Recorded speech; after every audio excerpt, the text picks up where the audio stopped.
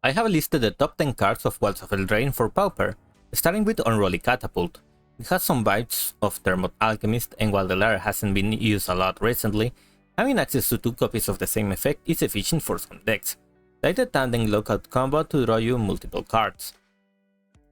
Candy Grapple is a decent removal spell and a much improved version of Echoing Decay, and can be used alongside sacrifice strategies as an efficient removal that can kill creatures that otherwise are hard to get rid of.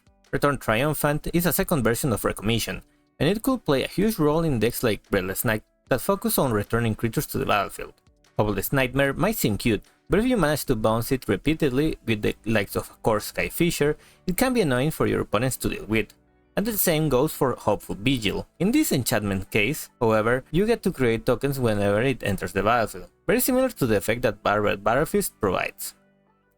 Speaking of enter battlefield effects, Voracious Vermin is a great creature to have at your disposal in sacrifice decks, as it gives you an expendable body as a fodder, and the card itself can start growing quickly if unanswered.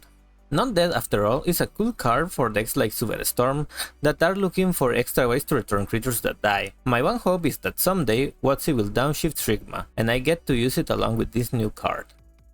Spell Stutter is a welcome addition to mono blue fairy decks and fairy decks overall that want another solid counter magic option, where Hustavi is the cat pauper needed to make a cat tribal deck that can be used in many scenarios, like in sacrifice decks using Nested Chambler alongside Demonic Appetite to create multiple tokens, enchantment creatures, and enchantments that are removals.